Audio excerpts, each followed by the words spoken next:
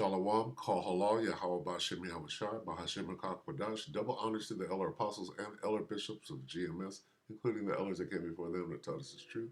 Shalom and salutations to all the brothers that pushing the word, the truth, and the sincerity, the hopeful elect tabernacle of David, to the Aquath that are listening and learning, being a pillar of rest.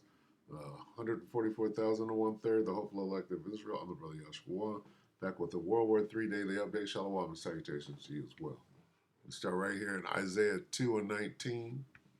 And they shall go into the holes of the rocks and into the caves of the earth for fear of the Lord and for the glory of his majesty when he ariseth to shake terribly the earth. Okay? The splendor of when they see those ships, the glory of his majesty. Okay, they're going to be scared.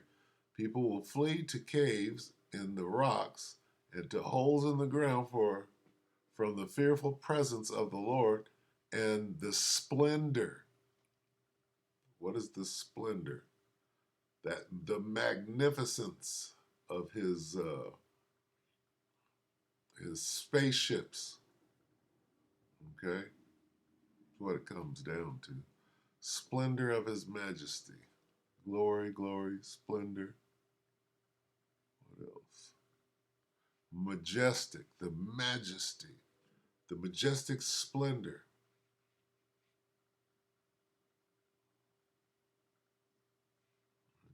The excellence of his strength. What is the excellence? That's that war chariot that nobody can touch. Right.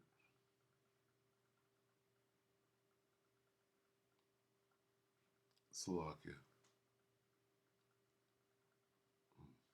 Yeah. Marvelous. Glorious. Right? Marvel. Miraculous. Majesty. Okay? His power. Power and glory. Let's talk about them ships. Okay? Royal splendor.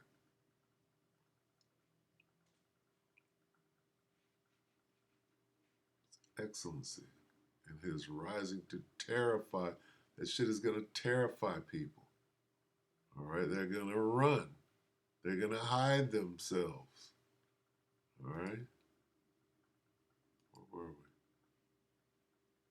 we? Get any of that? Salakia. Oh. New military-grade hiking stick is the Swiss Army. Bear with me on this. Salakia.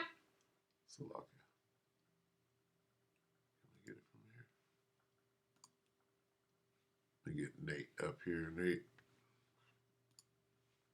Mediterranean living. I highly recommend reading the book as it offers probably the most comprehensive analysis of prepping culture to date. However, I must respectfully disagree with Dr. Garrett's optimism regarding post-disaster cooperation. Today I'll present several... Let me take that back just a little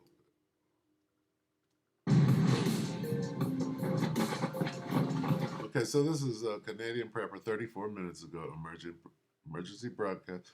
The collapse of the West will be chaos. What's he going to talk about? Bunkers?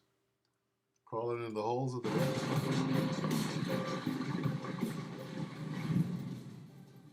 Recently, I had the opportunity to interview Dr. Bradley Garrett, the author of the book Bunker. The book is a profound ethnographic exploration into preparedness and subterranean living. I highly recommend reading the book as it offers probably the most comprehensive analysis of prepping culture to date. However, I must respectfully disagree with Dr. Garrett's optimism regarding post-disaster cooperation. Today I'll present several reasons why Western societies face more conflict and competition than their Eastern counterparts in the aftermath of collapse. Consider the Gaza Strip, for example. You have people who are living under constant bombardment, on the brink of starvation. And despite all of its challenges, we're not witnessing widespread lawlessness, marauding gangs, or cannibalism. If there ever was a place where you think you would be witnessing the acting out of all of the horrors of post-apocalyptic Hollywood fiction. You think it would be in this place. But in fact, quite the opposite is true. People are cooperating. People are helping one another. The question is, would the same be true if something similar happened here? I believe that if such a catastrophe struck closer to home, the outcome would be starkly different for the following reasons. One of the main reasons why I think a descent into lawlessness and competition is likely is because we've been inculcated with an aversion to pain in this society. Let me explain. The amenities that technology has adorned us with here in the West have enriched our lives immensely, but at a cost. Our ability to endure the rigors of a real survival situation have diminished greatly. People have an aversion to any sort of painful situation. If something's broke, you go and buy a new one. If something hurts, you take a painkiller. If something seems difficult, you find an easier way. Our diverse marketplace affords us a range of possible solutions to deal with any micro-crisis that arises in our lives. Usually this comes at a relatively low cost. But what happens when that's not an option? For many people, pain, and more precisely deprivation, are going to be completely foreign experiences. Let me ask you a question. What's the longest you've ever went without food? Have you ever truly been starving before? Have you ever been so thirsty that you would do anything for a glass of water? Have you ever been so cold that you thought you might die? Or have you ever been in a stressful situation where your life has been at risk? For the better part of the Western world, the answer is no. But for billions of people around the world, this is an everyday experience. They are going to be more adapted to endure a post-collapse environment. All right, well, I'm going to go ahead and cut it right there. This is what's coming, folks. All right. This is what's coming, folks. Paul and Adrian says, Yahushua is coming back. Don't be caught without it. Caught dead. It's a lock. I'm going to just grab this real quick. Let's see. Second, it's going to get bad out here. People think this is a game. Right? Hell, after what I went through last night, there ain't no game jumping up out here.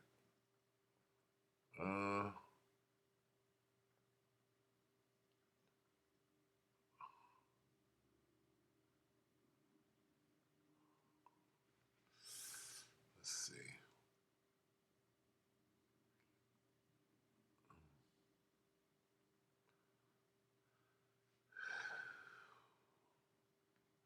Try to read this with some conviction here. This is 2nd Ezra 16:37. Behold, the plagues draw nigh and are not slack. Plagues as in polycrisis. Okay, that's what this means today. Behold, the polycrisis is here now. Okay, as when a woman with child in the 9th month bringeth forth her son, when a woman is about to give birth, with 2 or 3 hours of her birth, great pains compass her womb. So the contractions start getting faster and faster, which pains, when the child cometh forth, they slacken not. And then they just keep coming, faster and faster. They just keep coming faster and faster. What just keeps coming? The polycrisis. More and more crises are hitting one after, and they're not stopping. It's just bad. Right? That's what this is describing. Okay. Even so shall not the plagues be slack to come upon the earth. The world shall mourn.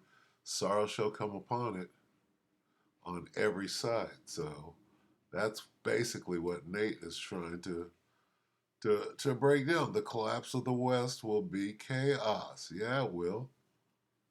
You think you're going to be able to go to a concert to get shut up? No. End it right there. All right. Ask what didn't they have a concert going on over there on October 7th? Concerts. Who wants to go to concert? Shalom.